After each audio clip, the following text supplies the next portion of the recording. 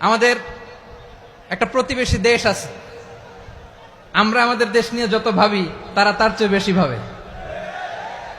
কথা বুঝতেছেন না? আরো ভেঙে বলতে হবে। আমরা আমাদের দেশ নিয়ে যত উদ্বিগ্ন, এদের আরো টেনশন বেশি। বলেন, আমাদের দেশে শান্তি আছে না নাই? আমরা হিন্দু মুসলিমে কখনো দাঙ্গা লাগে? আসতে বলেন, কেন লাগে? ওদের পূজা পার্বণে আমাদের মাদ্রাসার ছেলেরা যে পাহারা দেয়, চিল্লায় বলেন ঠিক কিনা? আমাদের তাফসির মাহফিলের সময় ওরা ডিস্টার্ব করেন, ঢোল বাজায় না।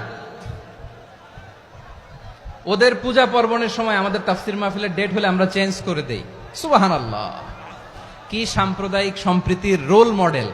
আর ওই বাংলাদেশের ব্যাপারে তারা অনেক ডিস ইনফরমেশন ছড়াচ্ছিল। ভারতের অনেকগুলো গণমাধ্যম, আমি জেনারেলাইজ করব না, আমাদের প্রতিবেশী দেশের সব গণমাধ্যমকে আমি দোষ দিতে চাই না, অনেকগুলো গণমাধ্যম তারা ডিস ইনফরমেশন শেয়ার করেছে। ডিস ইনফরমেশন আর মিস ইনফরমেশনের পার্থক্য আছে। মিস ইনফরমেশন না জেনে ভুল বুঝে একটা মিথ্যা বা ভুল তথ্য ছড়িয়ে দেয়া, এটার ক্ষমা আছে, এটার কি আছে? আর ডিস ইনফরমেশন মানে ইচ্ছা করে, প্ল্যান করে, ম্যাপ করে, ছক এঁকে মিথ্যা, গুজব, রটনা সোশ্যাল মিডিয়ায় ছড়ানো, এটার ক্ষমা আছে? আওয়াজ করে বলেন, ক্ষমা আছে? ভারতের কিছু গণমাধ্যম তাই করেছে। আমরা ব্যথিত হয়েছি, আমাদের হৃদয়ে রক্তক্ষরণ হয়েছে।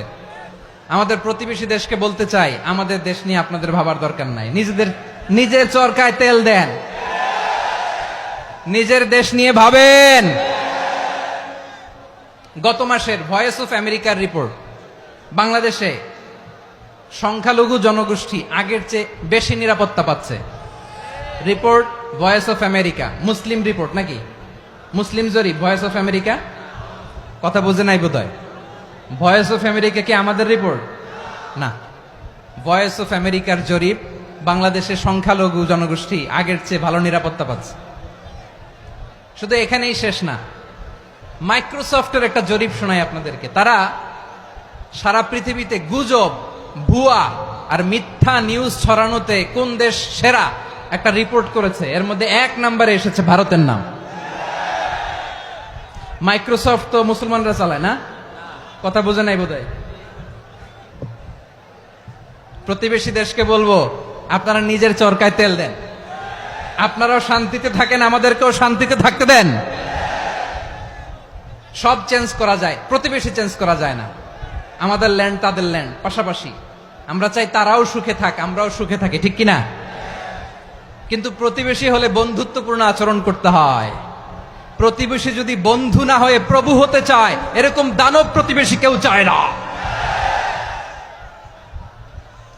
ভারত যদি বন্ধুত্ব উপহার দেয়, আমরাও বন্ধুত্ব দিব, কি বলেন?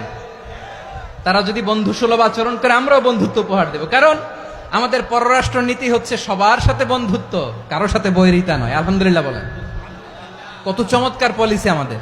আমরা নির্বিবাদী, আমরা বাংলাদেশিরা শান্তিকামী, we are proud of that. এজন্য আমরা গর্ববোধ করি। আমাদের পররাষ্ট্র নীতি সবার সাথে বন্ধুত্ব, কারোর সাথে শত্রুতা নয়। তাই প্রতিবেশী দেশকে বলবো, আমার ভাইয়েরা, আপনারাও আমাদের ভাই, বন্ধুত্ব দিলে বন্ধুত্ব পাবেন। বন্ধুত্ব ইজ ওয়েলকাম, দাদাগিরি নয়। বন্ধুত্ব ওয়েলকাম, দাদাগিরি নয়, লাউড এন্ড ক্লিয়ার। ভারত যদি বন্ধুত্ব দেখায়, বন্ধুত্ব পাবে।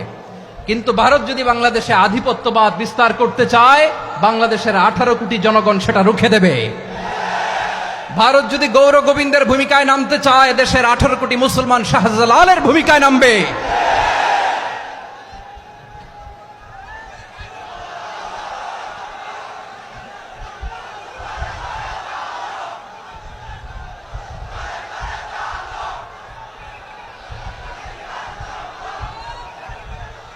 প্রিয় ভাইয়েরা, আমরা বন্ধুত্বে বিশ্বাসী, শত্রুতায় নই, ঠিক কিনা বলেন?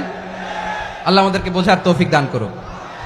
তাহলে এই যে তারা বলেছে এদেশে সংখ্যালঘুরা কষ্টে আছে, দুঃখে আছে, এটা কি ঠিক? বলেন, এটা কি ঠিক?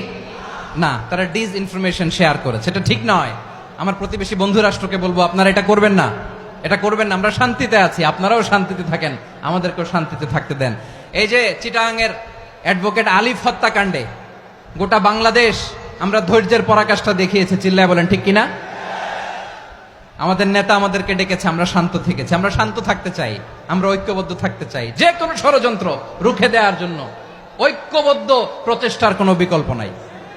তাই আজকের আলোচনার ছোট্ট একটা টপিক আমি শিরোনাম ঠিক করেছি, আমাদের জীবনে, সমাজ জীবনে, ধর্মীয় জীবনে, রাষ্ট্রীয় জীবনে ঐক্যবদ্ধ থাকার গুরুত্ব। এবার আওয়াজ করে পেকুয়ার ভাইয়েরা বলেন, আমরা ঐক্যবদ্ধ জীবনযাপন করতে চাই কি চাই না? আল্লাহ তাআলা সে নির্দেশনাই দিচ্ছেন। আল্লাহ তাআলা ইরশাদ করছেন,